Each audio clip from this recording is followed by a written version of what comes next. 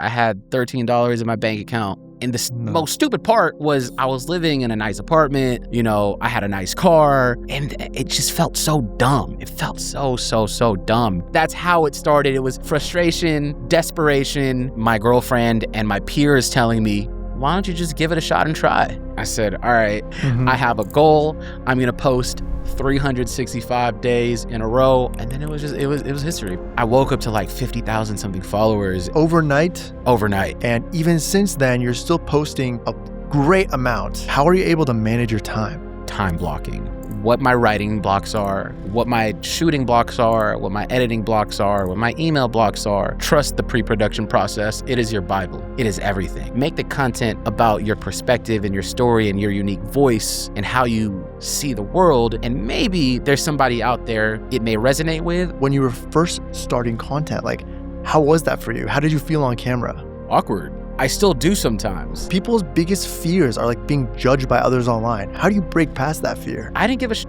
They're not going to be paying our bills. I lost a parent. I lost my grandparents, all of them. I lost one of my best friends. There wasn't a single opinion on the internet or from peers that would have hurt me more than what life has already done. Trust me, there is nothing to lose, but all to gain. This guy started every trend you see, every type of reel and TikTok that you see. This man, Adrian Per, at OMG Adrian, he started it. Adrian Per is a trailblazing creative force who went from directing music content for A-list artists to building one of the most impactful personal brands in filmmaking today. After turning to content creation full-time in 2023, he's redefined what it means to be a modern storyteller, amassing a massive audience through his raw honesty, cinematic quality, and commitment to creative integrity.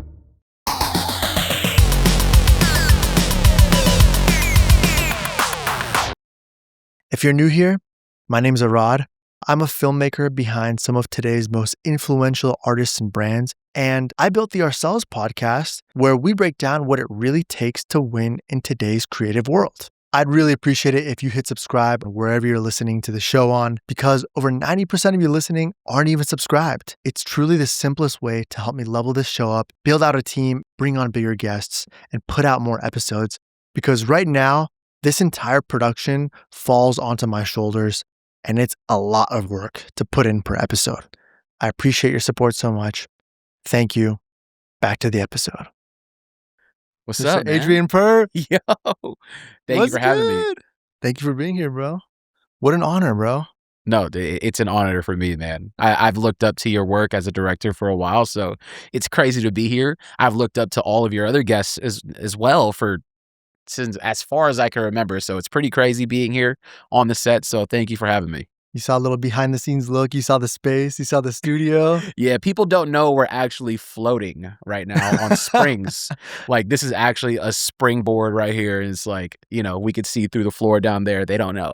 Actually, I don't want to spoil it. I have something crazy I got to show you. Okay, cool. But yeah, dude, let's jump in, man. We were just catching up and talking about our roots, and our roots stem from music for the most part, right? Yep. And now you're just on top of the world with creation. I've been seeing your posts for a hell of a long time now, since you really started going hard in 2023, right? Yeah, 2023 is when I started going full time with content. So we met through Polo G, I believe, right? I was doing stuff with Columbia. Yeah. And you were doing a lot of content with them too, right? Yeah, I was doing all of the content, which at the time they called it premium video content, which essentially is just short form content that would go on socials, TikTok. And in my opinion, I think, if I remember correctly, not even just my opinion, they were the first label to bet heavy on making their artists do content. Columbia? Yeah. Okay, I vaguely remember this.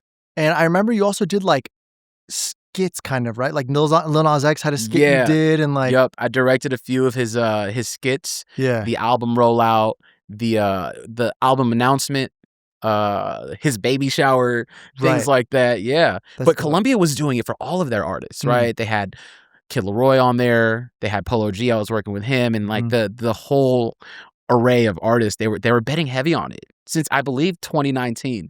I don't know what they saw, but honestly, I soaked up so much of that game of betting heavy on content, which is kind of where it led me to now betting heavy on content with myself. And what was that transition point?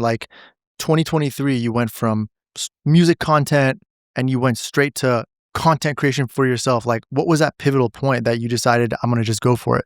Okay, that's a multi-layered answer. There's a couple of different things.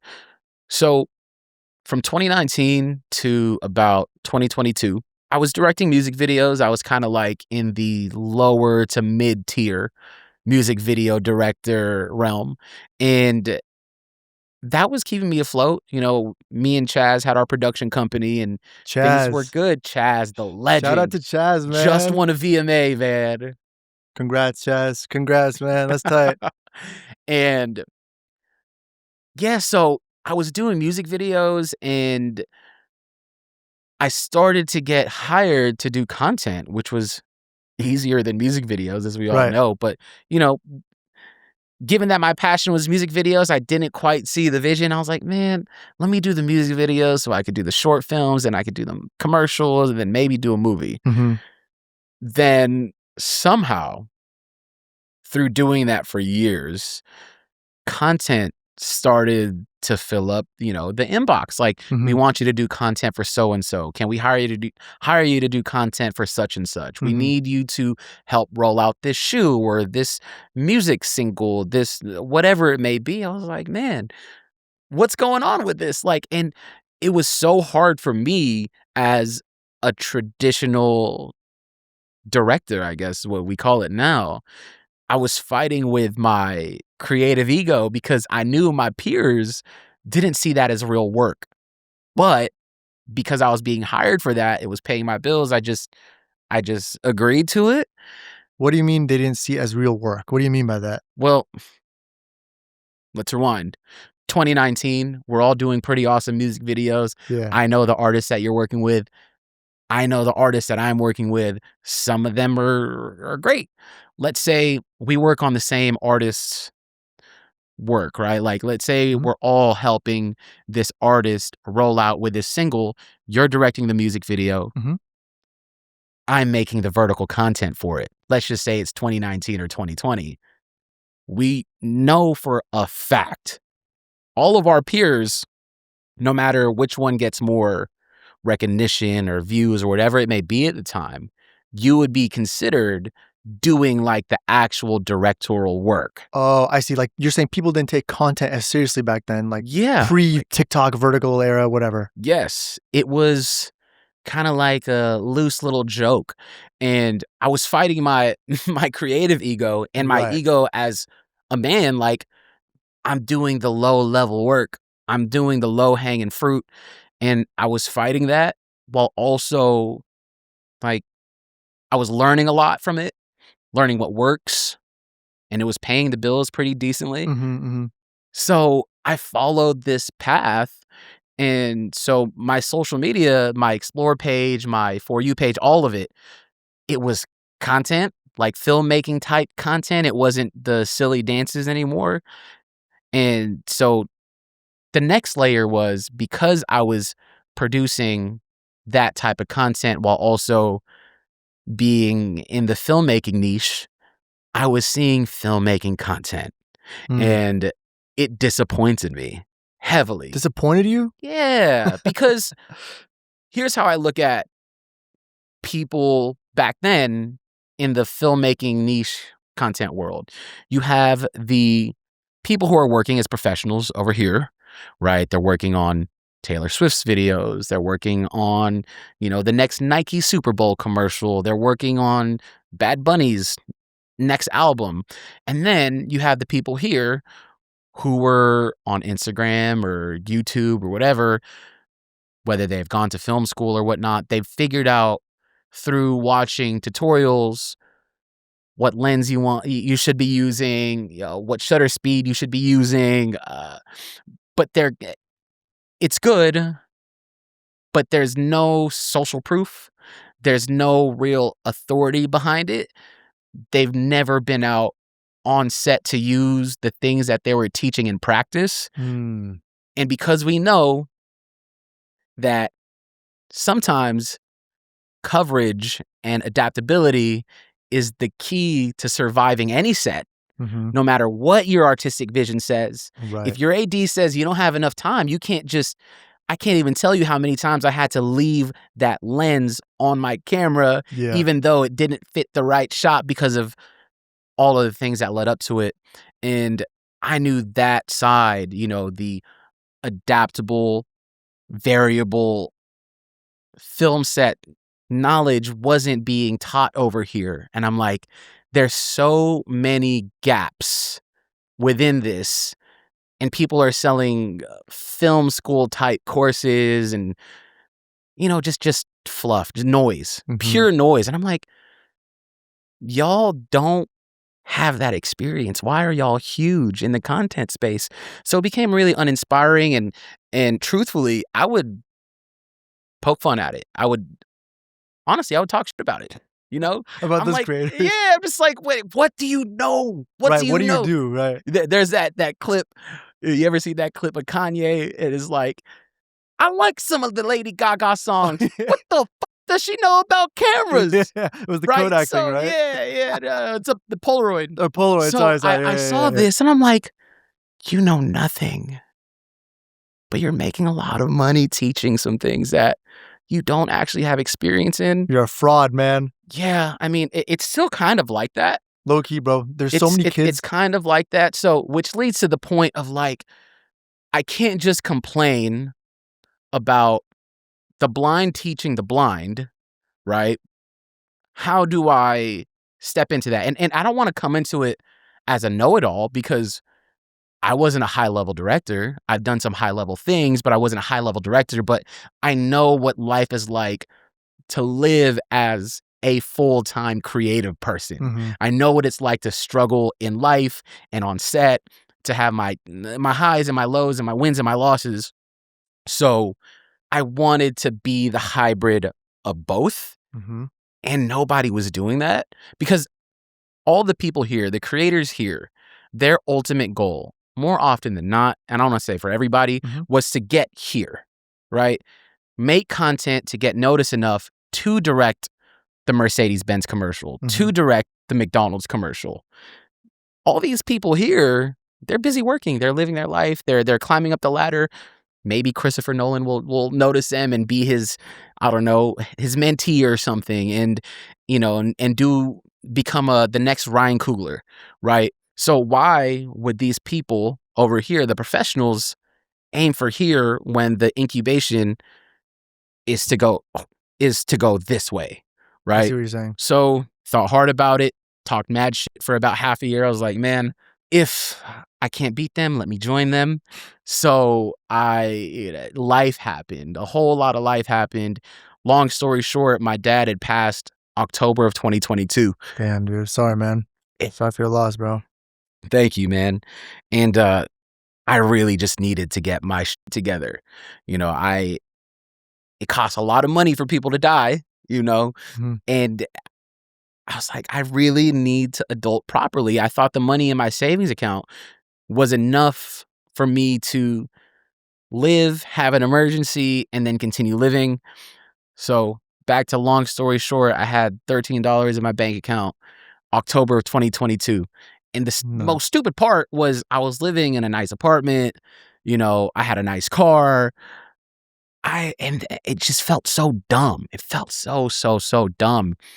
So it was a mixture of that with knowing that these kids are crushing it in the content space, and my girlfriend and my peers telling me, you have the skill set, you know what it's missing. If you don't enjoy it so much, why don't you just give it a shot and try? So in November of 2022, I said, all right, if I'm going to do this, I'm going to commit to the bit. I have a goal. I'm going to post 365 days in a row, all of 2023. Insane, bro. It's going to be a mixture of high quality. Some of it is going to be just my POV or my behind the scenes of the day, but I'm going to commit to this 100%, which was posting every day. And through that, I knew that I was going to grow. I was going to know what works, what doesn't work, and not necessarily audience wise, but what works with me, what I actually enjoy, and how to refine it. So around Thanksgiving of November 2022, I made my first videos. I was out of New York. I was like, all right, I'm going to make content about my perspective of a Californian in New York. And I tried so many different styles, whether it was selfie, talking to the camera, produced, like, like the kind of the content that I make now. I tried food content, a whole bunch of different things. And I'd stack this up every day to have enough content for 6 weeks to stay ahead. And then January 1st happened, and I remember writing down my goal. I was like, let's grow this page to 10,000 followers. And then it was history. My goal, because the 10,000 follower mark is when like it stops becoming a number, and then you get the K at the end. And January 1st came about, and that entire year, I just hit the ground running, and I never let my foot off the gas. You had many Ks, my friend. Many Ks. I honestly went from 10K to 100K to 300. I mean, I don't even know what it was. Like that first year was nuts, huh? It was crazy. Yeah. The first year was like, I think 280,000 followers. It was amazing, bro. Insane. I couldn't believe it. I remember February, like the second week of February, because I had been posting every single day up to that point, and I knew some videos would work. Like it would get 500 views there, 4,000 views there, right. 40,000 views there, right. 200 views there, and it was a roller coaster, just trying to find the thing. And the one video that I made that was similar to how I do my music videos just so happened to work. The one that was like, I'm posting on TikTok every day for 300, right? Yes, that one. That's the one that popped off. That's right? the one that popped off. I posted it on January 29th. Okay. And this also comes back to how we rolled things out in the music industry, or like the traditional marketing world, right? You can't just lead with something that's like your baby, right? You can't just post something with nothing for the audience to find more of. So I held that video up until the end of January, knowing that if this video works, there's a backlog that shows people I was already posting consistently the entire month of January. Right. And in that style too. Some of it was. Okay, got it. A lot of it was more casual, but it was also storytelling driven. It's just that was the first time I went out there with my Blackmagic, fully manual focus and everything, right? No flip screen or nothing. It's tough. And that was just like my magnum opus at the moment. Sick. And it took about 2 weeks for that video to get noticed. It sat at about 34,000 views from January 29th up until February 10th. I remember the day. Wait, it had how many views? Like 40, sub 40,000? That's it. Oh, wow. So it took a while to blow up? Yeah.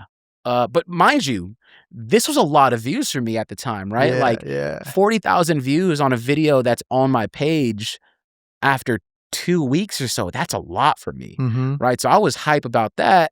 And that's kind of what I knew it would possibly do. Then February 10th, I remember waking up. I was about to go play golf with the homies.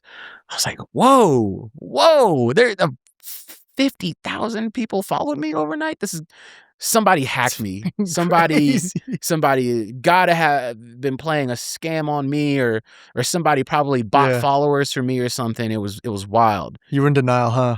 It was crazy. And then I woke up to like 50,000 something followers, and then overnight. So how many did you have before that? I believe 19,000. So you went from 19 to 50K. I went to like 56,000, something like that overnight. Insane, bro. And then I went out to golf with my homies. I was there with my homies, and I remember every hole that we'd play, I would just check my phone. I was like, is this really happening? When is it going to stop?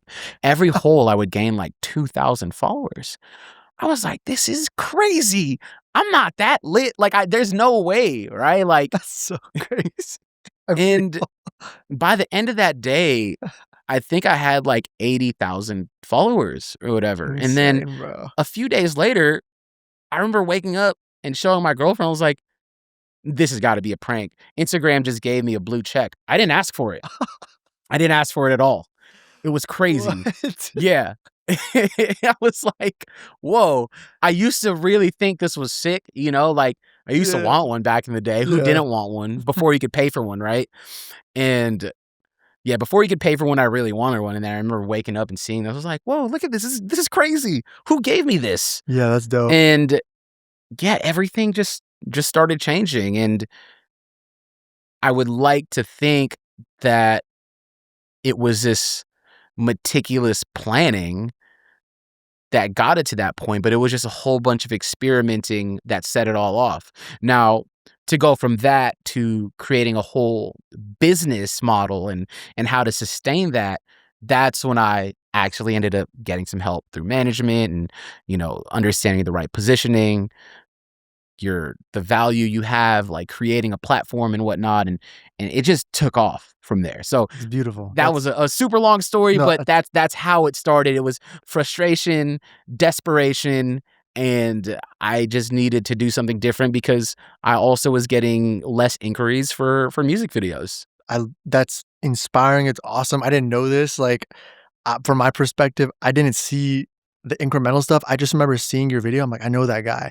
And then I was like, this video, but at the time it was already like had maybe a few million views, a lot of views. Yeah. And I was like, this is insane. I knew at that point on, like something in the algorithm was going to change your life. I just felt it. And more importantly, like your content was so powerful and it spoke to a lot of people, Thank you. It was literally the anti-algorithm. It was the antithesis of what everybody's content was like at the time. Exactly. Because Exactly. at the time, Alex Hermosi just came onto the scene and the big pop-up, subtitles and captions, which was cool. It's great.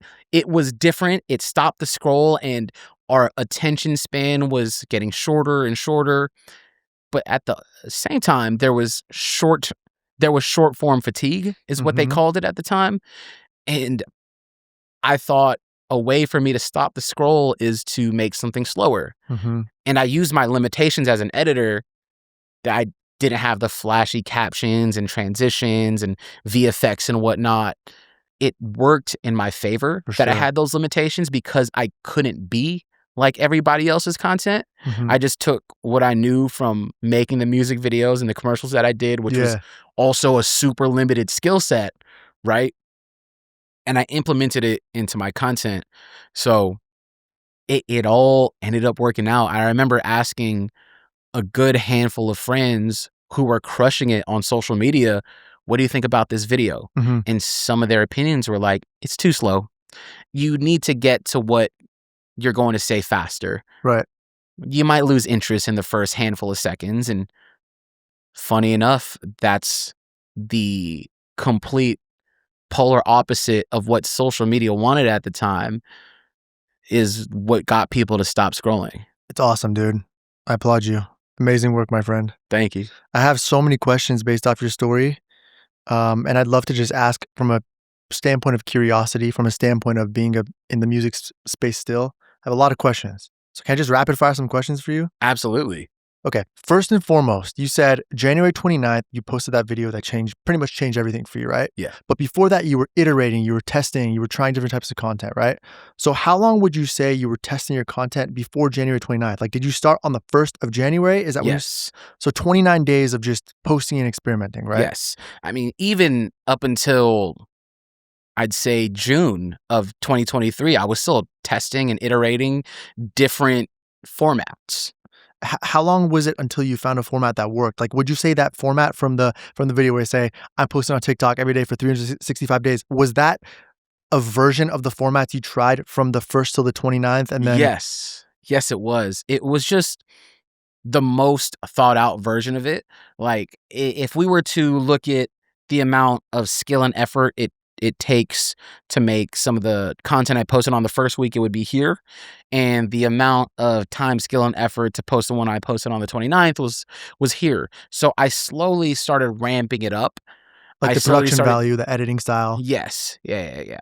I see. And I wanted to do that just in case any of the lower effort content maybe caught on. I could implement that as another pillar of my content format. But that one was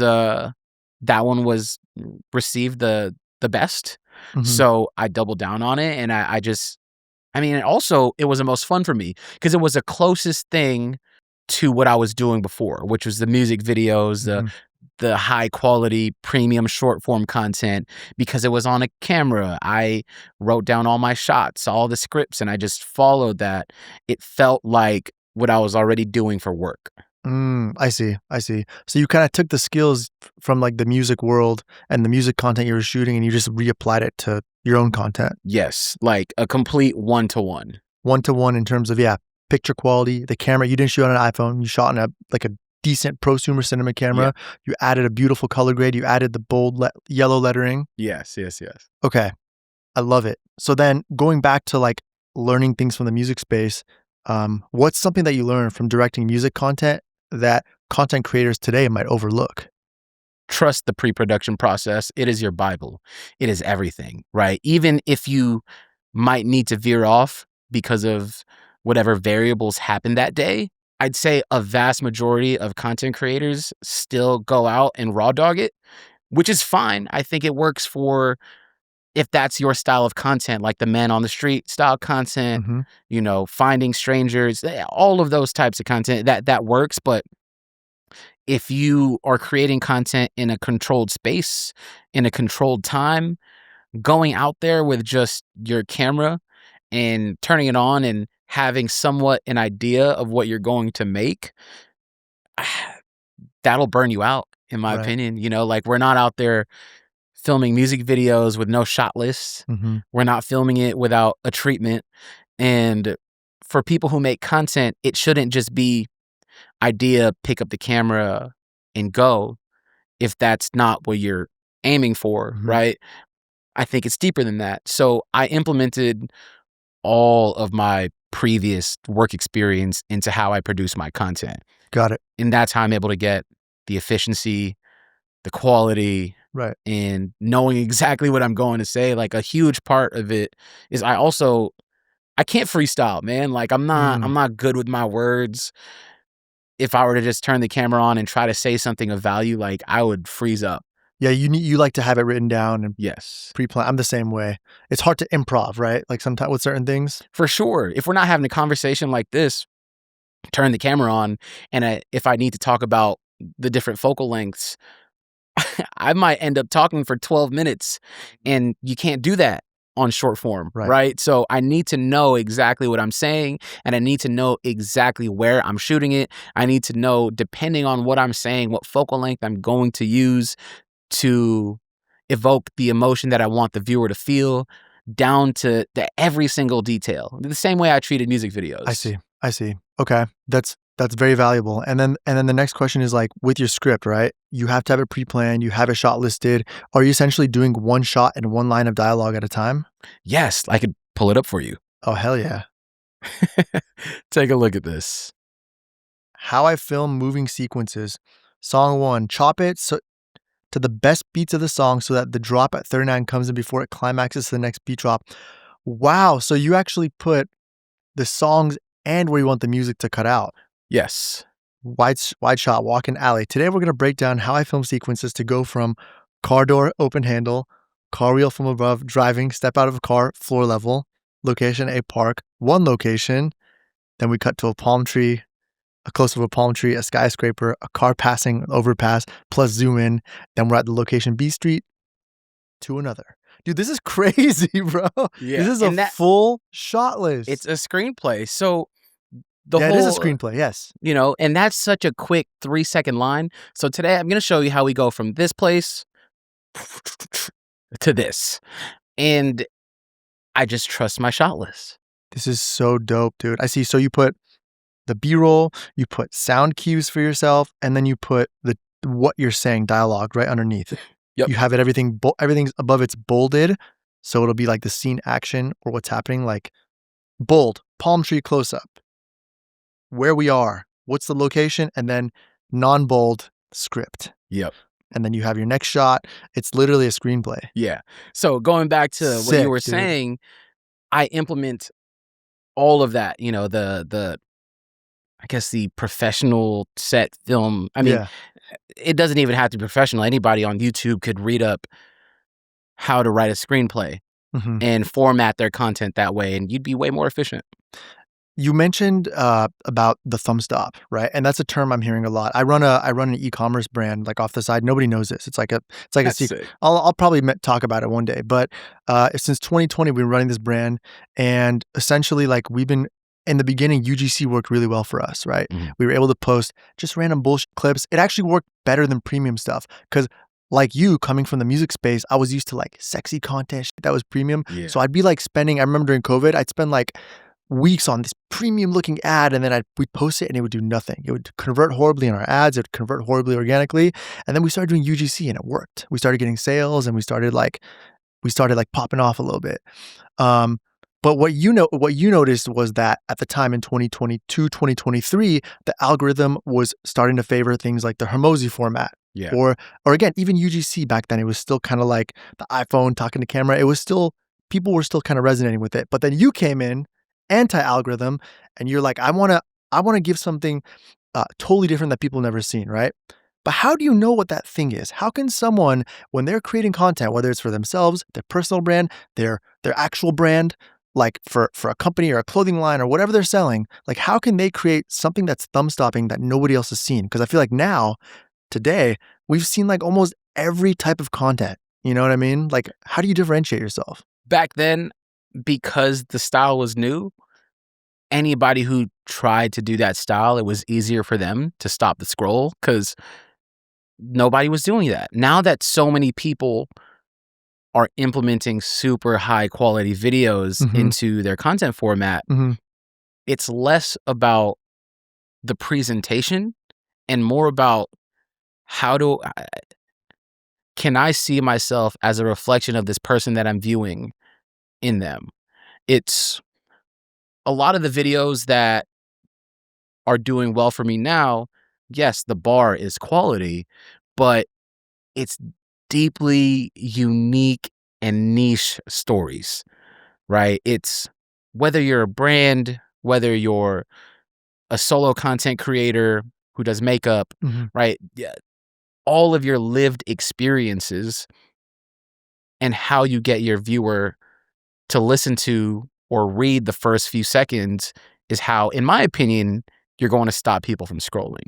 So a unique experience for me was I grew up in an immigrant Filipino household, and a video that I didn't think would do as well as it did was, here are things in my Filipino household that just make sense or don't make sense at all, which is mismatching furniture, the old hot sauce packets, the old condiments, uh, everything, like the knickknacks. And because I thought that was a unique experience to me, and it is a unique experience to me from my perception, I shared that. And there's a million people making videos about how to use an ND filter. There's a million people making videos on how to best utilize your tripod. And they're great. I think people should always be teaching these things because you're always going to need it whenever and wherever. But now that the bar is set over here, your stories have to be here, right? And that is done by incredibly unique perspective, which goes back to this is the things in my immigrant family's household. And it actually spoke to a lot of people. And I didn't think that the things that were unique to me, like the bullshit tin cookie jar, was a universal experience for a lot of families. Did you have that as a kid? It's like the blue Danish cookies. Oh, I know exactly. And you put your sewing stuff in there? Yes. Yeah. I made a video about that. And I was like, I thought it was just me or a Filipino experience. Why did we do that? I think it was just like a way to save money, but I don't know how universally all the moms and the aunties and the grandmas decided this tin jar cookies was going to be the sewing kit. This is going to be the bullshit kit. And I shared that incredibly unique and niche story that I guess nobody decided to make a video on, and it was scroll stopping. So things like that, or I made a video recently about the saying of, they say behind every great man is an even greater woman. But in my opinion, I love that video. my girlfriend isn't behind me. She's beside me. Sometimes she's ahead of me. Sometimes she is behind me, pushing me forward. Sometimes she's ahead of me, pulling me. It's so nuanced. And I made a video about my unique perspective where, of course, the standard and the bar is quality, but the actual quality comes from the story, which is like everything, it's all quality, right? I mean, it's all story. But because story wasn't met with high quality at the time, it was groundbreaking. So now that videos that are high quality isn't groundbreaking, how do you break that even more? Which I love, because now I'm starting to see really, really uniquely told stories. There's one by this filmmaker that I really respect. Her name is Gracie. She made this video about how immigrant parents say I love you without actually saying I love you. And that speaks volumes. It's like, that is such a unique, nuanced perspective on a slice of life that not many people are making videos about in this space. So the video did really, really well. That's awesome, dude. Yeah. So I think one thing that I got a big takeaway from this is that now that the bar is higher, now that people are able to make more visually appealing things, the most important thing that any creator should do, whether it is for your personal brand or, again, your own brand outside of your personal brand, is to essentially create content that people see themselves in, right? Yes. That resonates with them, that essentially will... Well, kind of. Because with thinking that or saying that, you're going to get the chameleons who are willing to shape shift their way into making content that I think my audience will like this, even though that's not their people or their audience. Let's just say there is a creator who makes tech content. And he wants to break out in the filmmaking space because he sees the filmmaking space has a lot of business there, or the guru space. This person can make content for that audience. The better way to look at it is not necessarily creating for the audience who might find a reflection of themselves within you, but in making content that uniquely speaks you and your voice and your perspective. Maybe there's somebody out there who sees a reflection in themselves in that. Because it should be reversed. Don't make content for the person that could potentially see themselves in you. Make the content about your perspective and your story and your unique voice and how you see the world. And maybe there's somebody out there it may resonate with or may view it the same. And even if they don't, right? Understanding and learning who you truly are it's all part of, art. It's expression. It's unique to you. Right. Who would you say you're making content for then? Are you making it for yourself, would you say? Or is there still a type of person that you want to see your stuff, At the core of it, all of it is stuff that I want to see personally. And so there's two different ways I look at this, is what's going to work well on social and what's going to work well to fulfill me as a creative. Okay. And I try my best to marry the two in everything that I make. But I would not be putting anything out there that doesn't fulfill me at all, right? So, for example, today, I just dropped a video using this AI feature in the Meta Edits app, which I think was super fun, right? Like, you could put filters on yourself. You could send yourself to the beach. You could set yourself on fire. You could, all these random fun little features. And I think that was fascinating and fun. But I also know that there's a lot of purists out there who don't like AI. But I put the video out there anyways because I enjoyed it.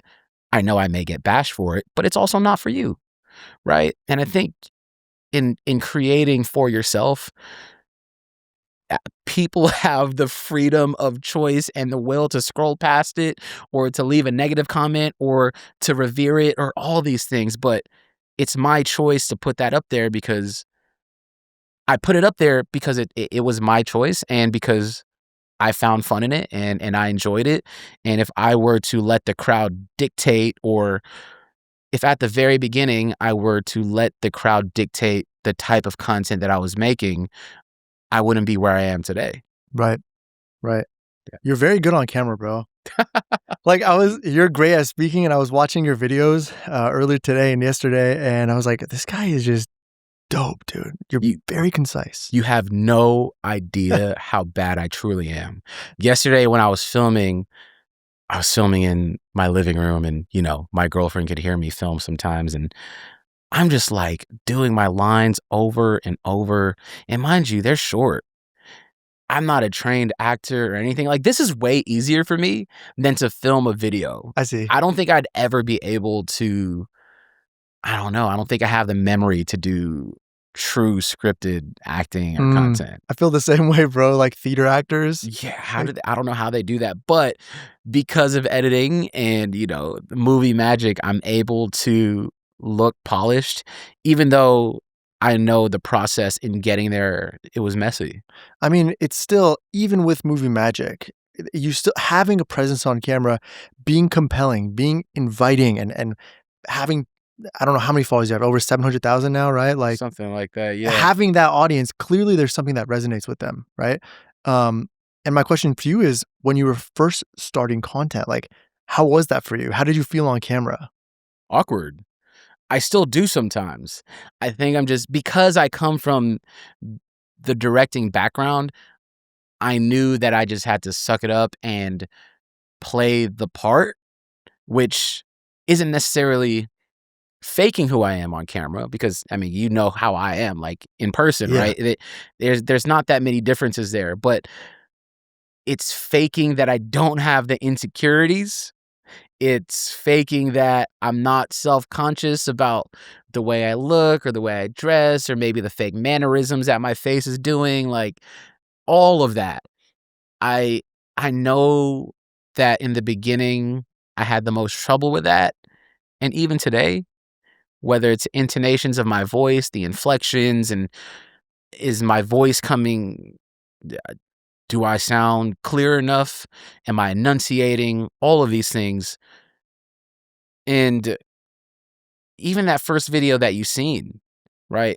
The way we're speaking now is completely different than the tonality and the energy and confidence I had in that video. And what's interesting is you probably didn't even notice it at the time, but if I were to play this video for you, yeah, if you listen to how stiff I actually was, you'll be like, you know what? I actually didn't notice it at the time, but I do notice it now that your videos feel more confident. So peep this. I'm posting on TikTok 365 days straight this year. Every day, at least once a day. I'm posting on TikTok 365 days straight. Every day, once a day. Who talks like that? I'm just trying to get through my lines. I never perceived it that way. Wait, can you pull up a recent video? Would you say you're different now from like? I am so much more comfortable now. Wait, let me see like one of the more recent ones. To be honest, no creator will ever admit this, and I'm debating whether or not if I even want to admit this, but being a creator is kind of lonely. It's just you.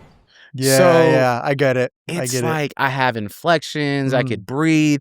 I feel like I wasn't breathing when I was delivering those lines in the first video. I'm posting every day, once a day. My name is Adrian Per. I'm a director. It's just like, yo, relax, man. Drop your shoulders. That's hilarious. And now, you know, I could, like, even now, if I were to pull this up, now I'm able to just let the camera run and just talk straight into it. Hey, everyone. So this is now my 5th time having COVID. And that is how I'm bringing on my birthday today. Woo, yeah. So it's just, you know, my shoulders are relaxed. I'm less tense. It's like, yo, it's my birthday today, man. And I have COVID, but it's all good. We're out here in the woods in this cabin. Whereas back then it was like, today we're going to talk about what the best camera is. The best camera isn't from any brand. It's the camera that you already have in your hands. Dude, I was so stiff. Man.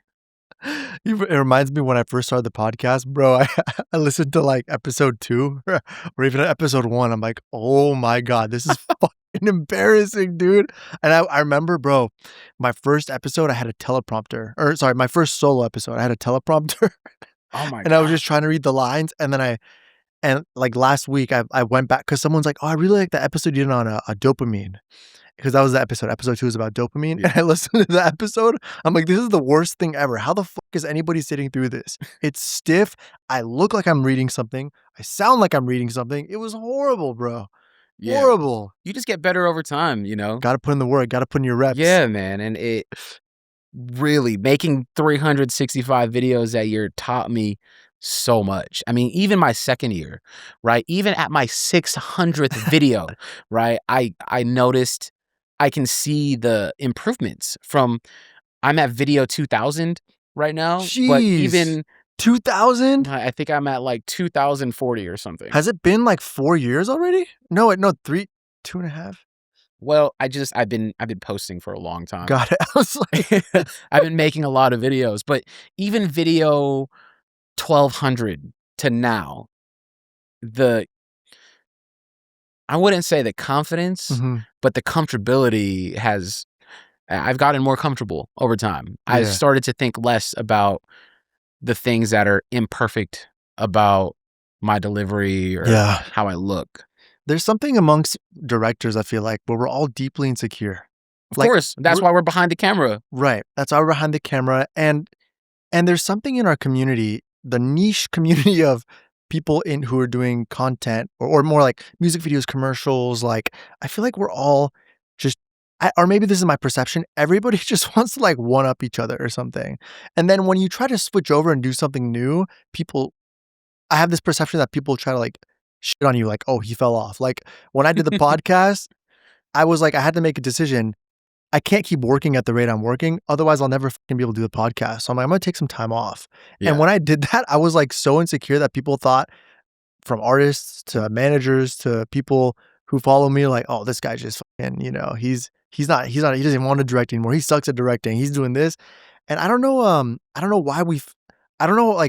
why that's rooted in us. I don't know why I was so worried about releasing this podcast. It's like, I was so excited about it, but I don't know why I was like resistant. I felt like people had a perception of me, and I had a hard time detaching that perception, to reinvent myself a little, like, how did you muster up the courage to reinvent yourself and say, fuck what everybody thinks. I don't care. I'm not going to do music shit anymore. I'm going to be a creator. Cause that's bold, dude. People's biggest fears are like being judged by others online. How do you break past that fear? Well, it goes back to what I was saying earlier. I knew that my peers in our space would look down upon it. Nobody gets to this point as a professional and wants to go down this way, but I wouldn't even say it's going down. It's just a lateral movement, right? Now there's less of a stigma to make content, and now it's actually preferred to be making content than to be working away and chipping away at something for 8 weeks, and waiting for your net 120 to clear, Facts. and to have your career and your livelihood in your own hands rather than being at the mercy of the gatekeepers. It's all around better. In this day and age, why wouldn't you want to go down that route or experiment with it? I think it's looked down upon less now, for sure, because you've seen success in it, and a lot of our other peers have seen success in content. Even music producers, right? There's a lot of music producers who either stream or make content for their social platforms. Not only are they producing the hottest music in the music industry, they're also making content, and it makes them more relatable. It humanizes them. And all of us who are early adopters are now, content wasn't, we weren't early adopters in making content. That's been going on for forever. But us in our professional industry who had to battle with our creative ego and our insecurities from how our peers are going to look at us, ultimately, they're not going to be paying our bills. Mm-hmm. And because this is another career path, another business decision, I didn't give a shit. And also in 2022, I had nothing to lose. $13 more to lose? I don't give a shit. You think opinions are going to hurt me? Right. I had $13 in my bank account, man. Like nobody's opinions or how they might have looked down upon me at the time for stepping away laterally from making traditional media content to just making social media content, that couldn't hurt me. I had already experienced the most hurt. I lost a parent. I lost my grandparents, all of them. I lost one of my best friends. Oh, man. So like multiple versions of best friends I lost. Like there wasn't a single opinion on the internet or from peers or through text group chats that would have hurt me more than what life has already done. Yeah. So it was easy for me. Now, somebody who's successful in maybe in their mind who has a lot to lose, trust me, there is nothing to lose but all to gain. Yeah. And whether you're here in life or here in life, that should be the way everything is looked at through that lens. Literally, when all of this was happening, dealing with a culmination of all the grief and financial loss and being lost creatively and in a city that's very isolating, everything kind of just got leveled in a sense of everything up here was now here, everything down here is now here.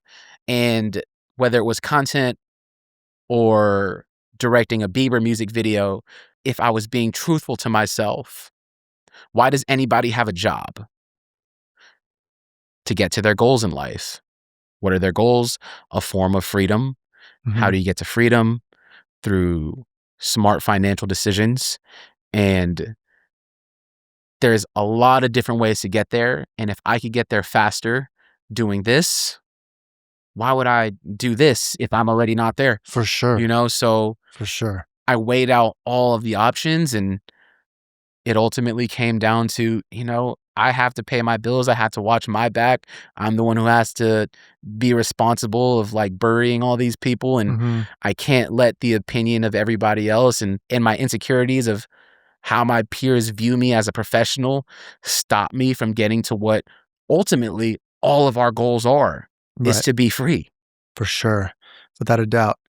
Can we touch on the topic of money real quick? Because I think there's a lot of people who want to become full-time creators. There's a lot of people who want to pivot into the content space. I'll give you my story. Like I was directing, I still rely on a lot of my income is from freelancing, right? But when I started the podcast, I made a decision, a very conscious decision to not take any work and not freelance until I got this thing up and running and until I got some episodes under my belt, right? I'm still not making money on this show. And from the time that I spent not taking jobs to building the podcast, I made like no money, right? So I made a conscious decision not to make any money, right? And I was lucky that I had savings to be able to kind of keep myself afloat. But if I didn't, I would have been fucked, right? Yeah. Now, going to your story, you have $13 in your bank account and you were in a position where you're like, fuck it, I have nothing to lose. I'm going to experiment with content, right? But how did you stay afloat and how did you, because you didn't get paid from day one of posting, right? No, like, not at all. Right? So like. It took like 7 months. 7 months? Yeah. So what were you doing? Were you still taking I was still taking jobs. Got it. So you're still freelancing and stuff? Absolutely. There is this notion right now that having a job is lame and there's a whole lot of entrepreneur, self-made porn type, like it's entrepreneurial porn where quit your job, commit 100% to the things. Like, dude, let's be so fucking for real here. People, just because you can do that doesn't mean it's not a one size fits all, right? I mean, even when I first moved to LA, I was delivering food. I was Ubering people around. And at that time, I was applying to jobs, 66 of them to be exact. 66 jobs? 66 jobs, got none of them. What kind of jobs are you applying to? Creative jobs. Like through LinkedIn and stuff? Yeah, LinkedIn, Indeed, all of it. 66 jobs? Yeah. Did you get any interviews? None. No interviews? 0. Overqualified or underqualified. It's hard, man. I'm glad I didn't. I wouldn't be here, but I was still taking on the freelance coloring jobs. Got it. Here and there. Like Oh, could he color this thing for $300? Sure. Could he color this thing for $900? Sure. Could you produce this thing for $1,000? Sure. And I remember telling my girlfriend, like, hey, we're gonna have to really watch it here while I collect all my ducks, get them all in a row again for us to be able to eat out. I remember us setting a limit. I was like, yeah, we can only eat out once a month, unfortunately, for now, until, you know, we get this whole thing back up and running. And I don't advise anybody to quit their job. I believe you can still bet heavy on a thing without sacrificing your 9 to 5. And I have a lot of respect for you that you've done that and put your 9 to 5 on hold for you to build your 5 to 9.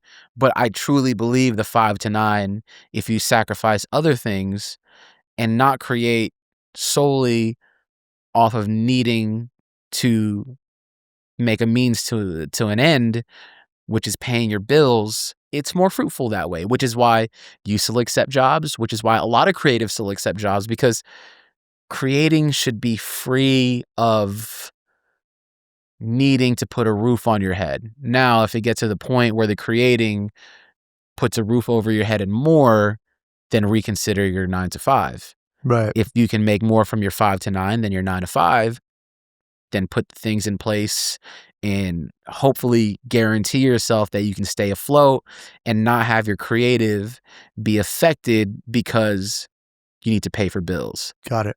I ride hard for the creatives and freelancers that know their worth, who will work on their terms, but the freelancers also have to understand that they put themselves in this position to be a freelancer. Ultimately, and this might be a hot take, it's a luxury. To be a freelance creative, to be a freelance editor, to be a freelance assistant camera operator, to be an electrician, gaffer, you love it because it's your artistic expression. And if we're being honest, to have that job is a luxury. Yeah, for sure. Because there's hundreds of thousands of jobs out there, like real jobs, like in industrial industries, in construction industries, that you can go get. And it could be your 9 to 5 if you just put your pride aside and have your creative be your 5 to 9, you'll be fine. Yeah. But people's egos aren't really in check with themselves.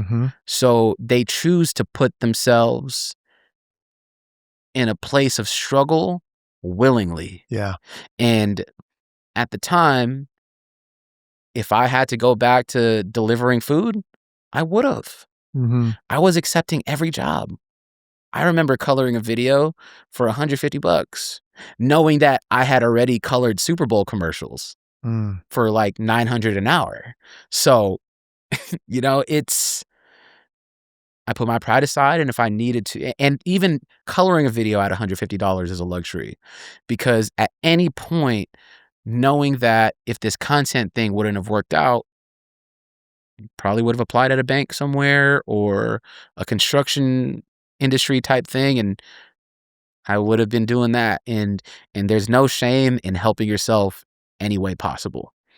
Yeah, I had another guest on, and we were talking about like the nervous system and how a lot of times when your nervous system gets fried or you get overwhelmed or you're stressed about making the next check, it prevents you from being creative. Yes. You know, and would you say like having that 9 to 5 allowed you to still be able to work on your 5 to 9? 100%. I got to make things that spoke to me and not somebody paying me, right?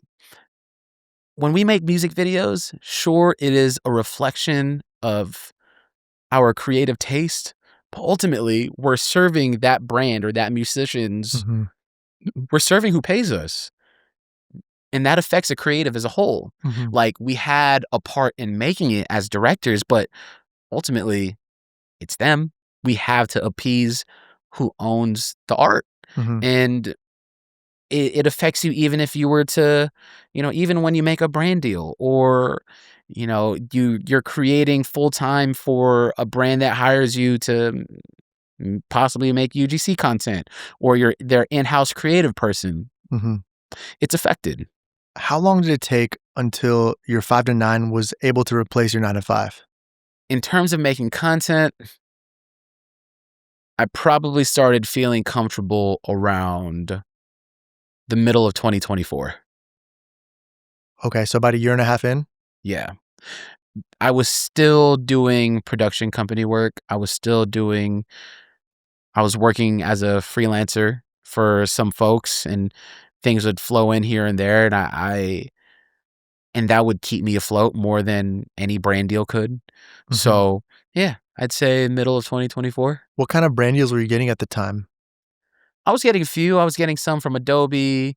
I had worked with Mercedes-Benz. I had done a good handful they were really strong, but I still didn't find security in that. I don't know if I'm going to get more. I don't know if I'll get less. So for me to really feel like I had to have a certain number in my savings account to be like, oh, okay, this might be my full-time thing now. And yeah, I'd say it was 2024. Okay, got it. So about a year and a half in, and by that time you're saying things became more consistent for you from a brand basis? Yes. Somehow they kept on rolling in. I had really good management, negotiating for me. And right. I had put so much effort into making those brand partnerships just as good or just as entertaining or value driven as my own original content, that other brands saw the value in that. And even then, like, it's still not, I don't want it to be my means to an end in this creative career in making content. It's not all brand deals, right? So yeah, mid 2024 or so is when I started feeling more comfortable. But I mean, even now I'm working on the biggest project of my life, which is a business that I'm building outside of the brand deal structure. It's not just a brand deal business now. So what that is I've been working super hard on this project called Content College, which is a series of courses. It's like the best handpicked filmmaking, like the 15 years that I had spent being a producer, director, editor, colorist. I cherry-picked the most applicable and, in my opinion, the best tools to equip a filmmaker or a content creator from this world into how they could implement it into their content to elevate their content. Because, and it's pretty short as well. It's a few hours long, and there's a lot of courses that pride themselves on, I have 11 hours of content for you to watch. And it's like, it's too much to sort through. Yeah. Here is like my actual 15 years of filmmaking experience. And within this 2.5 hours is just as long as a Christopher Nolan movie. You will learn and know just as much.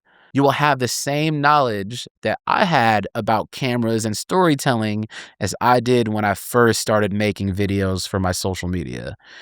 Dope. And it's just, in my opinion, the most condensed. There's not a lot of noise in there. There's not a lot of fluff. So that's a business outside of brand deals that, in my opinion, they're both scary to be in, because you really don't know what's going to work, what's going to succeed, what's going to fail, all of these things. But yeah, that's just another journey I'm going on. And I hope, and back to what you were saying, speaking about finances, I hope that becomes my 9 to 5.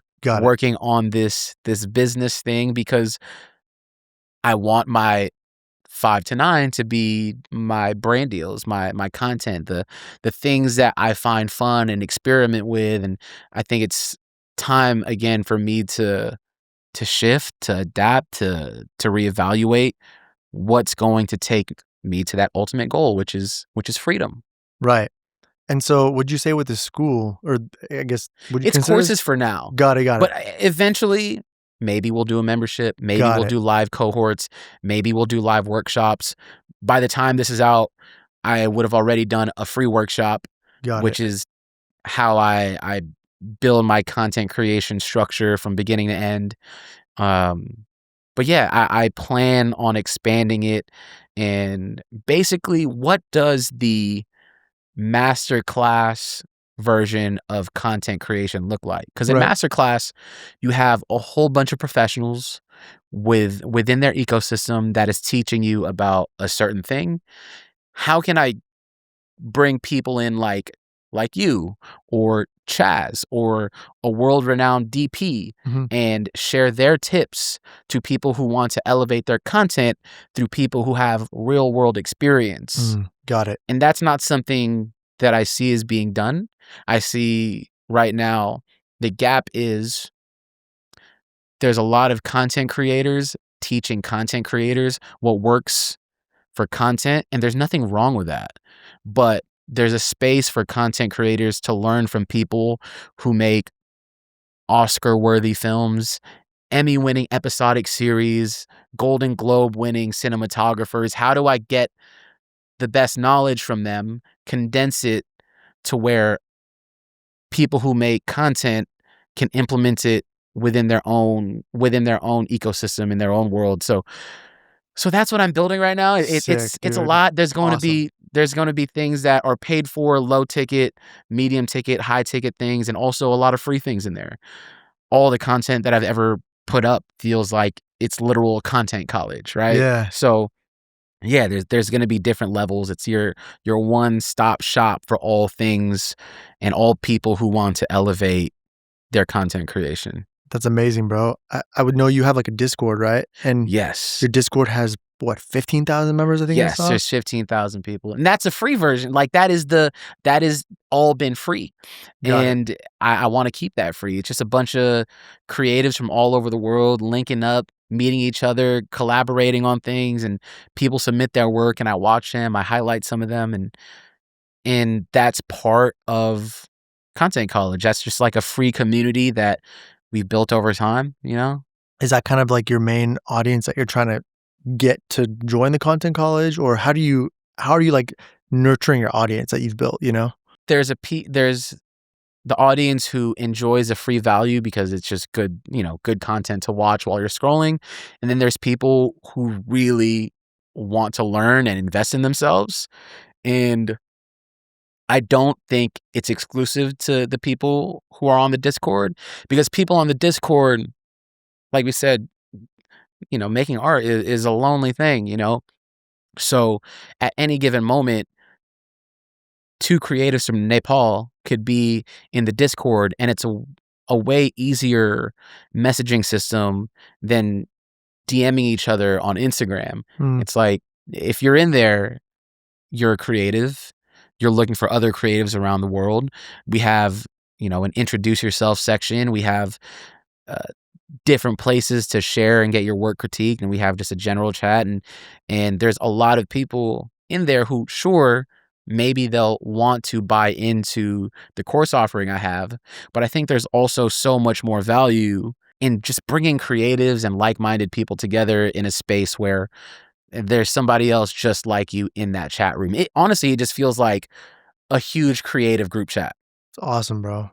How active are you? Like, you said you kind of give feedback on some of the stuff they make, or reposting? I'm on there every day. I'm on there chatting every day, asking how people are doing, leaving feedback. And every 2 weeks, I actually highlight, we call them the creator spotlights, every 2 weeks on the newsletter. And the newsletter has about 20,000 people on it. Amazing, bro. That's mainly through social media. You get the people to sign up? Yes. Dude, you have so many like amazing channels. So you have your Discord, you have a newsletter. Yeah. I know you were selling LUTs and stuff, right? Yes, which is now part of Content College. So in Content College, you could, you know, whether it's for sound packs, LUTs, power grades. You offer that in the college? So there's the course offerings, and then there's also the digital products. So got it. It's, if you were thinking about what does a Content College campus look like, there's a place to learn, and there's also the bookstore. So the bookstore is basically the products. What made you want to kind of like sell these digital products? I know that's like a popular thing. Everybody has their sound packs. Everybody has their LUTs. It's like, obviously yours is amazing because that's what makes your videos have their charm. But like, what made you want to, I guess, share those things? Because those are so valuable to you, you know? To be completely honest, I know it's a good business. And I've been doing and making and sharing free, just free game for almost 3 years now. Mm-hmm. I have uploaded a value-based filmmaking tutorial to help people make better content every single Sunday since January 23rd. And since January 2023, I haven't missed a single Sunday yet. Wow. And it's difficult in 90-second bits. And while you can learn a lot, it's just not enough to get the full thing. And even before I started selling my color grading presets, people had asked me all the time, do you have a free one? Do you have one I can buy from you? And I never felt comfortable. Mm-hmm. But the more and more I saw people who were less qualified, who have less credentials, selling to people who are looking for something, you know, whether they're looking for a color grading preset or a course, if these people can shamelessly sell a bad product, Right. I don't think I should be ashamed to sell a good product. For sure not. So I want to enter the space as, and I'm not saying I'm the know-it-all master guru. No, but you have like the backing for it. You have the Yeah, work, I have the experience. credentials for Yeah. it. So, you know, I just want to be the actual, I just have integrity in the products that I'm making. Yeah. And that's through helping and understanding and knowing that I've already given a one-on-one version of this to my peers and some other creative friends, how to help their content for free. Mm-hmm. And people have asked, are you going to come out with this thing? And I know it's not for everybody. I know somewhere out there when I continue to talk about this course, I'm going to get grilled for it. But that's the beauty of social media. You could just keep scrolling. If it's not for you, that's okay. Whatever's not for me, that's okay. Yeah. People are free to make whatever they please. Mm-hmm. And I'm here to serve people who find actual value in that. Yeah. That's so awesome. I'm not looking to capture my entire audience. I know most of my audience enjoys the free game, the free value, For sure. the fun videos, the things that they can learn from in short bits.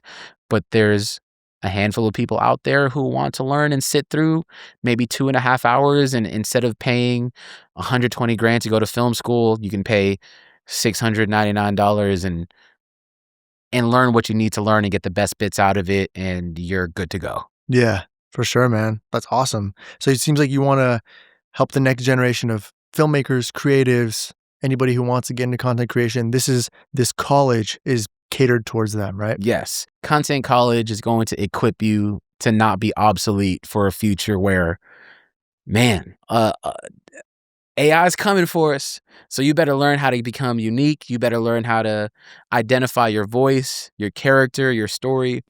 A lot of courses, and I've bought a lot of them, teach you how to become what's already popular on the internet. Right. They tell you these are 30 viral hooks, go use them. Mm-hmm. Why do that when you can make 30 things that speak to who you are uniquely?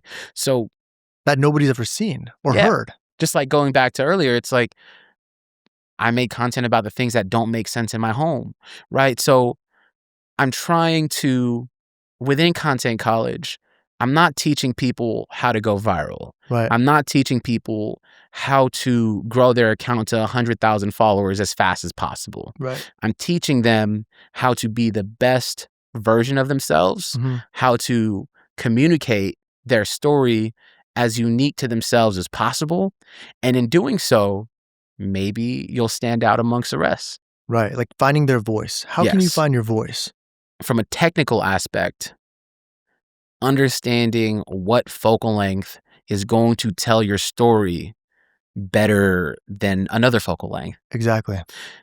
Like the difference, if I were to shoot something that's chest up, I can put my camera here with a 16 millimeter, or I could put my camera 12 feet away and shoot it with 105 millimeter. It's going to communicate different things depending on what the auditory, what the words are that you're communicating paired with what you're seeing visually. How can you better tell that story through this skill set? Right. I see what you're saying. Yeah. Yeah. Let's say someone goes through your entire college, they finish, they learn all the skills, and they start to see content really working out for them. They're building an audience.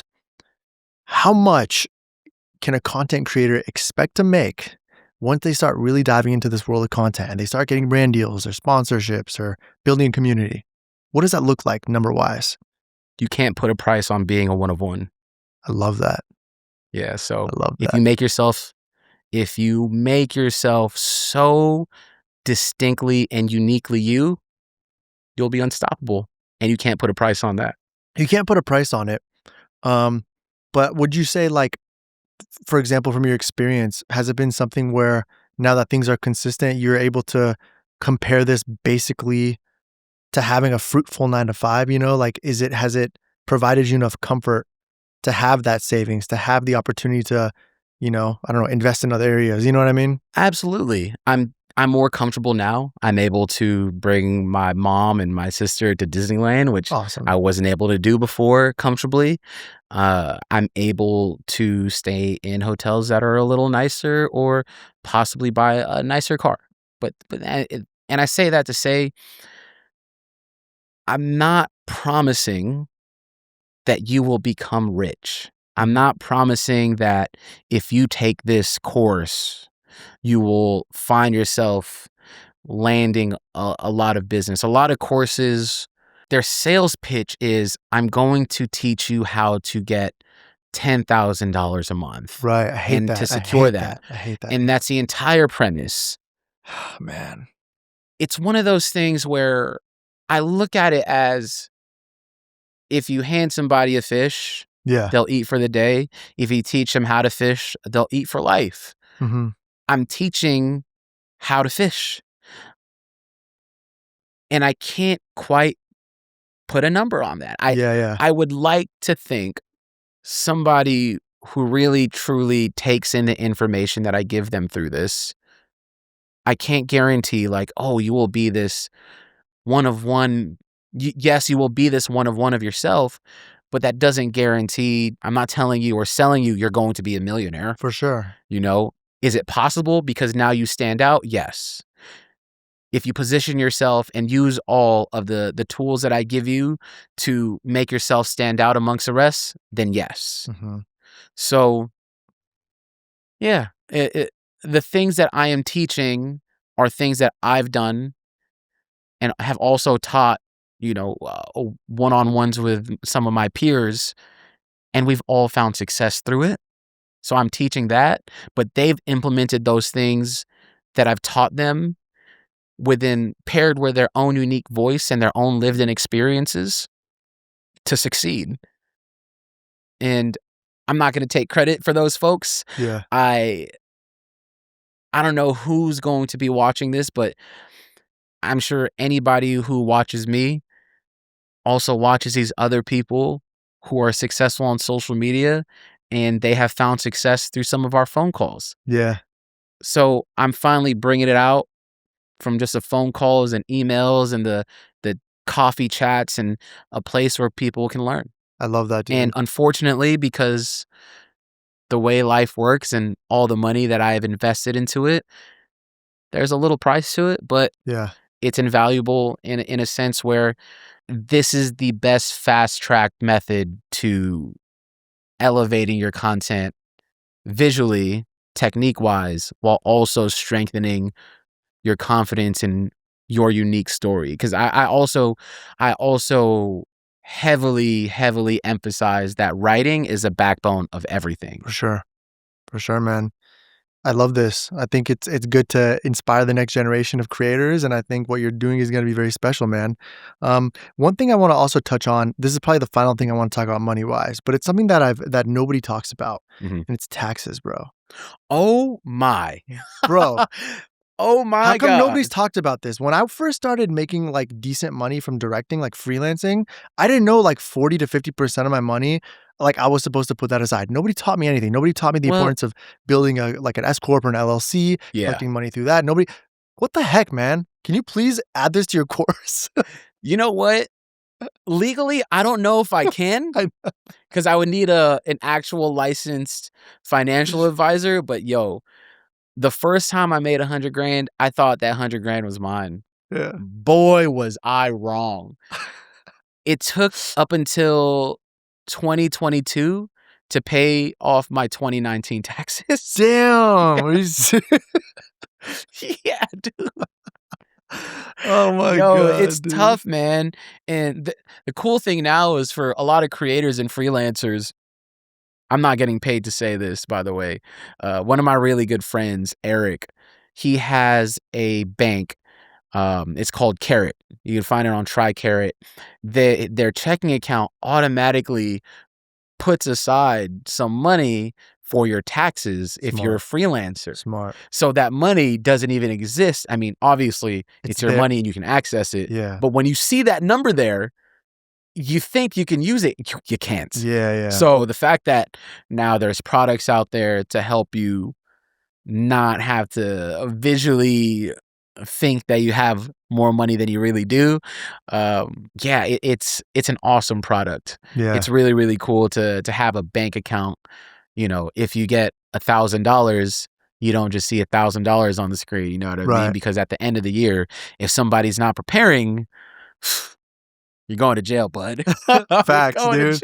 Facts, bro. Yeah, man. Taxes screwed me for many, many, many years. Were you collecting as an employee, as a business, or like under your name, Adrian? Oh man, I was a sole prop. Sole prop. Oh man, it was tough. And then I ended up becoming an LLC, and then I found out through having good business management. Now I became incorporated. Yes, sir. An S corp. I know that I don't collect my full dollar, and that's okay. Because when you're still working a 9 to 5, you're 40% of your money is going to, Social Security and, your 401k and whatever. So it's the same thing, Yeah. You just have to do the work yourself because you don't have an employer. And, that's a great idea. Someday I should help. I would like to work on that with. And the thing is, I wouldn't want to make people pay for it. I feel like this should be free knowledge. For sure. So dude. On that note, I am going to make it a point, whether it's next year or wherever it may be, or in a couple years, I hope to be doing well enough where I could put a free knowledge workshop together so creators and freelancers don't shoot themselves in the foot. For sure. I want to do that with you if you're down. I swear. I would love to. Like, I'll get we could find like a good dope finance person. We can kind of like talk about our POVs, and like, this is one thing. One of the main reasons I started the show was to talk about those things, because nobody freaking talks about it, bro. Well, how did you grow up? What was your upbringing? Well, I grew up in an Iranian Middle Eastern household. Mm-hmm. Parents were, not super they didn't expect me to get into this field, I guess, but I don't know. What do you mean? Like, did I grow up frugal or something? Or it's just, we grew up knowing not to overspend. Like, my parents are very careful with their money.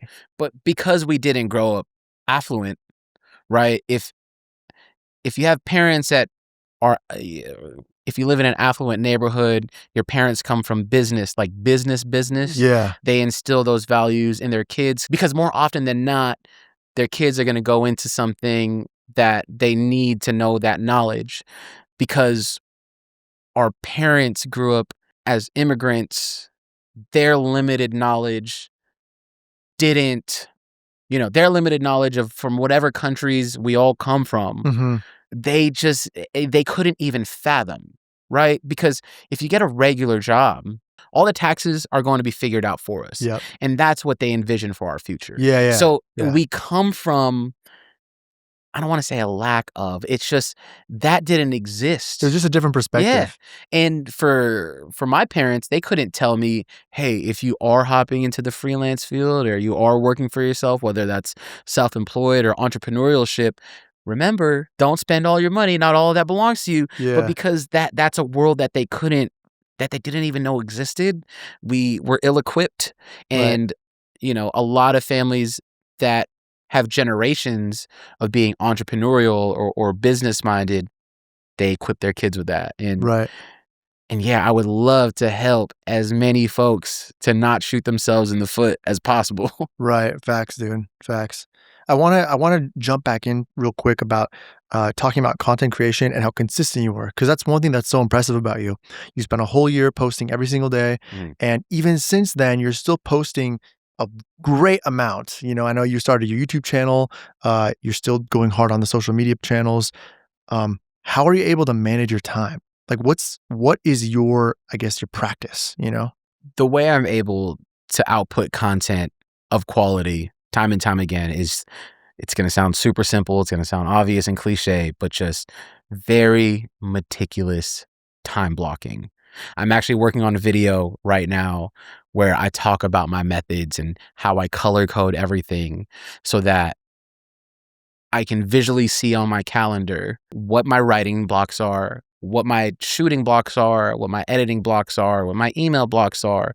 When am I going to hang out with friends or get a massage or go golf or go to the gym or get dinner with such and such. And I work well under pressure. So if I see that I'm nearing the end of the block, I'll try to beat it.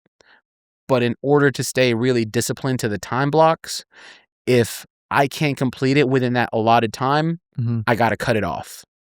So just staying really disciplined to the time blocks that I've meticulously put together to get the maximum efficiency and output, I have to stick to it. I've just grown the discipline to stick to it, and it's formulaic for me at this point.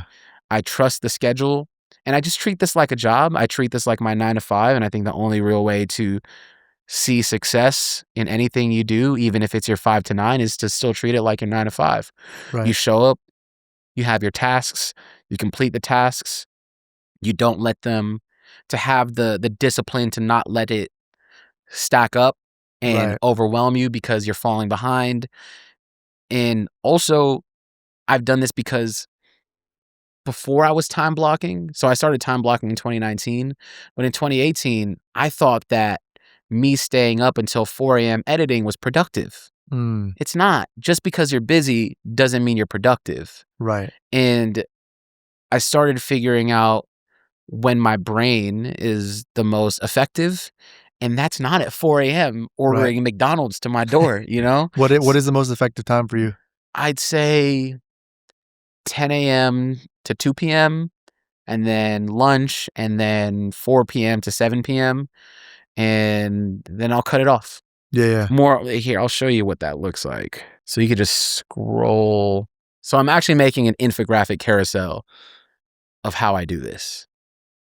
Okay, so can I just open one up here? This is from like April, right? So we have here Sunday, 10 a.m. to noon. You have an F1 race, Adobe Cloud from 12 to 3, then again Adobe Cloud from 3 to 8, then 8 p.m. onwards, you have a shoot prep. So, and then you have your calls in here. Yeah, so green is productivity, red is filming, yellow is editing, brown is writing, purple is meetings, gray is personal. So it looks like you're filming you're kind of doing a little bit of everything every day. Yes. See, I was wondering if you did like batch days where you're only editing this day, only writing this day, but it seems like you're splitting that up. I try to edit as close to the filming as possible. It's just the freshest in my brain. And and if I let that sit on my hard drive for weeks, it's just like I don't remember the little nuances that might have stuck out to me the day of. Right. When you're making this content, what do you do if a piece of content underperforms or might not perform to your expectation?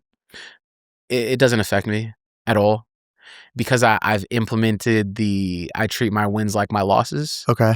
And it's another cliche thing, but us as creatives, we criminally under applause our successes, so I have to treat the losses the same way.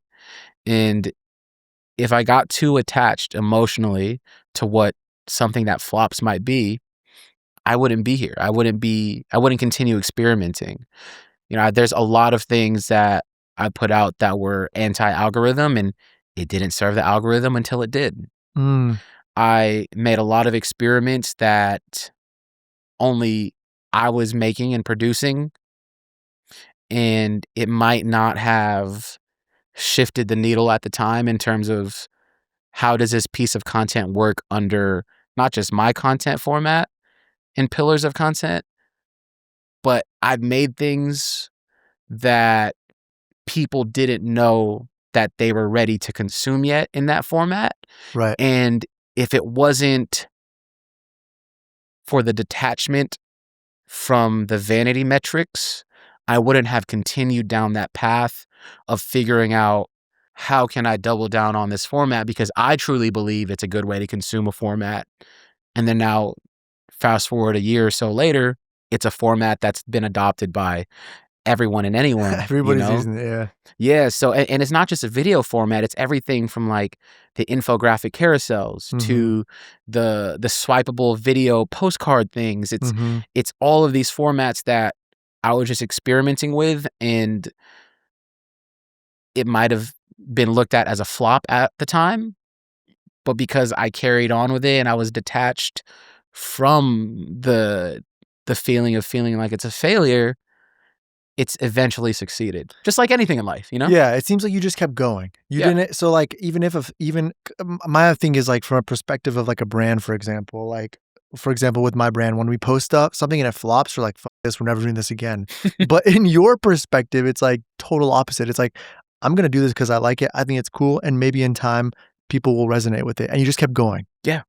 And this is another one of those things where I don't want to sound braggadocious of taking credit for something that's on the internet, but in 2023 and some bits of 2024, I made content or a style or a format of content that nobody was making.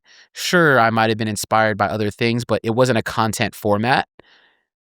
And sometimes, yeah, of course, I'd be disappointed that, only X amount of people enjoyed this, whereas a lot more people are enjoying this thing. Why would I spend time and effort doing this thing when this thing is working? Why shouldn't I just bet heavier on this and drop this?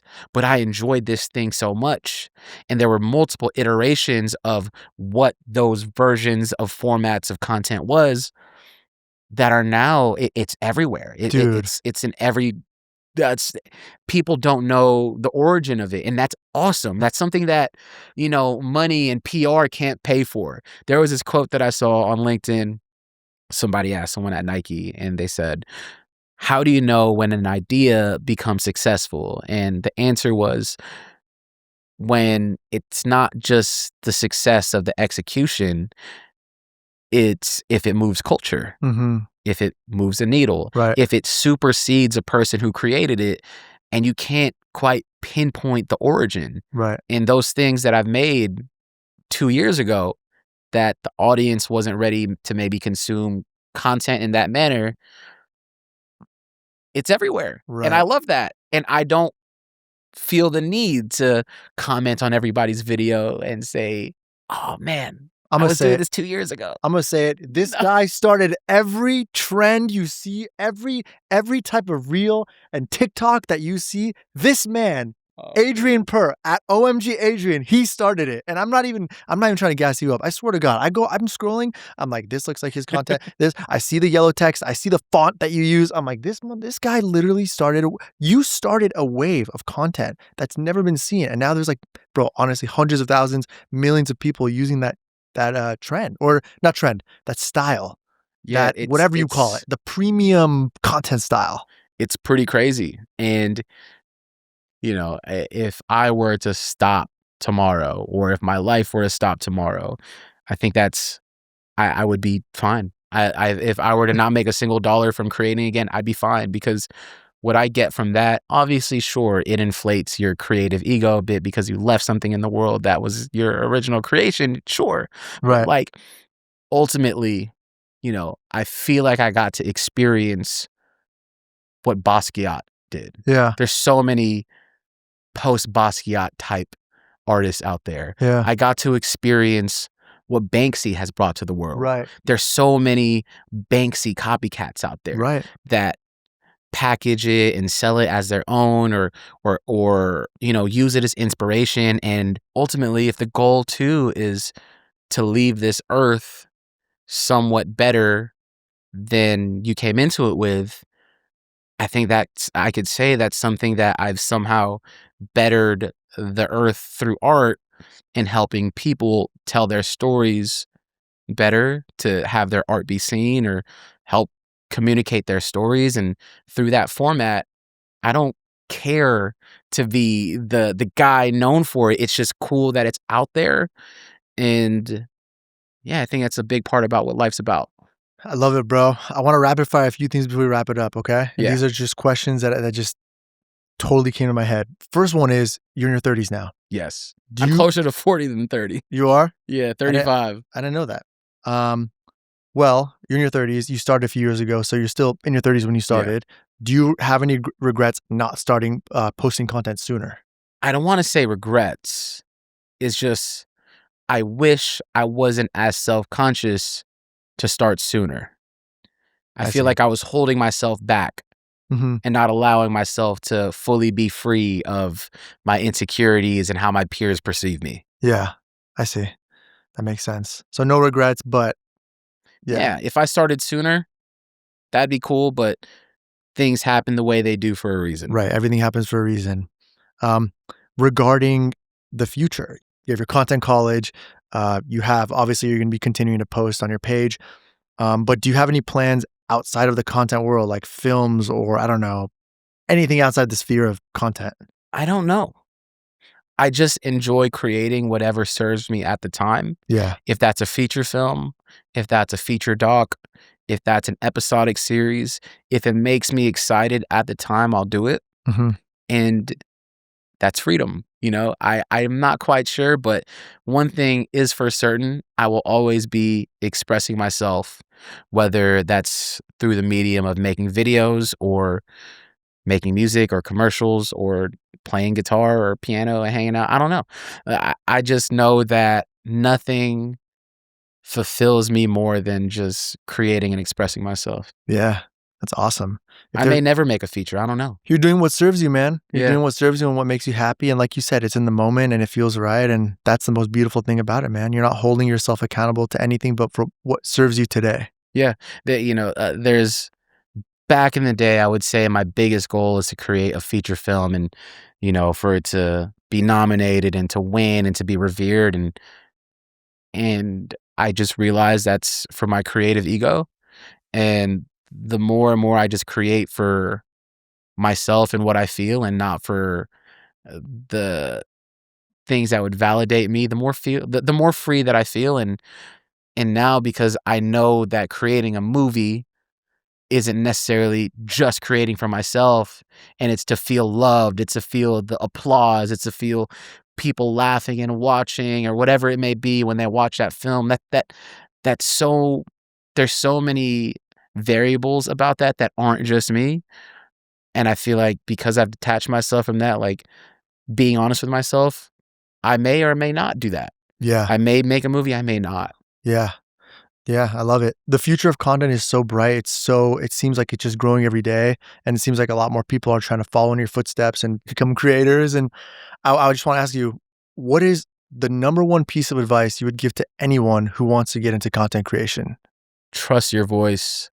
Know that your voice doesn't come from a place of needing to fit in, and being different and unique and sharing those what may be insecure uniqueness and whatever it may be about you is actually your superpowers.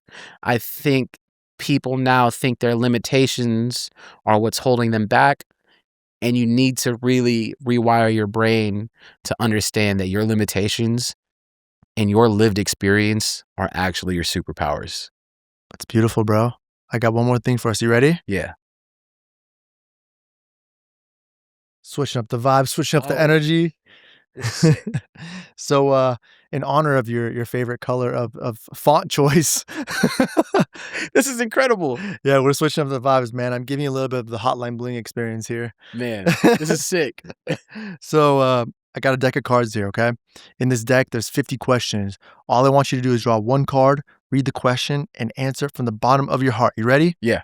Let's get it, baby. Here we go.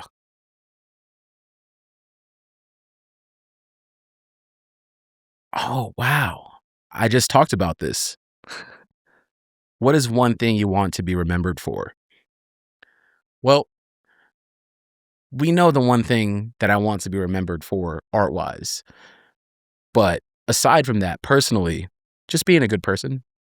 Just, was that guy kind to me? Was he a stand-up guy? Things like that. The one thing I want to be remembered for is past the art that I make is just, yeah, he was a good guy. He looked out for me. Or I met him one time and he was cool. Mhm. He was chill.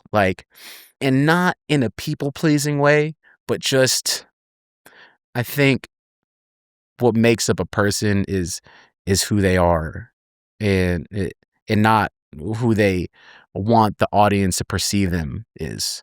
And, there's so many talented folks that we know that aren't who they actually are Facts. off camera. Facts. So, yeah, the one thing I want to be remembered for is, yeah, that guy was actually a kind person. He's a pretty decent guy, man. Try to be. Pretty decent guy. I try to be. Man, I appreciate you coming, bro. I appreciate you so much. I appreciate all the time and the gems that you've dropped today. So thank you, bro. Thank you for being here. Of course, it was my pleasure. It's an honor to be here, to be in the studio with, a director that I look up to a lot and am inspired by, and also to be in the chair where a lot of directors that have inspired me as well. So thank you for having me on your platform and your podcast. I appreciate you, man. Thanks everyone for watching. Y'all know what to do. Help me out, man. What do these people need to do? Go follow the Ourselves podcast. Thank you, man. Follow, subscribe, help boost the algorithm or the Right, anti-algorithm or whatever. And let's keep it rocking, man. Thank y'all for watching. Thanks for being here. Adrian, thank you again. Cool. And I need your help with one more thing. Can you help give a big round of applause to ourselves? It's been a pleasure. Pleasure, bro. Thank you, bro. Of course. Appreciate it, fam.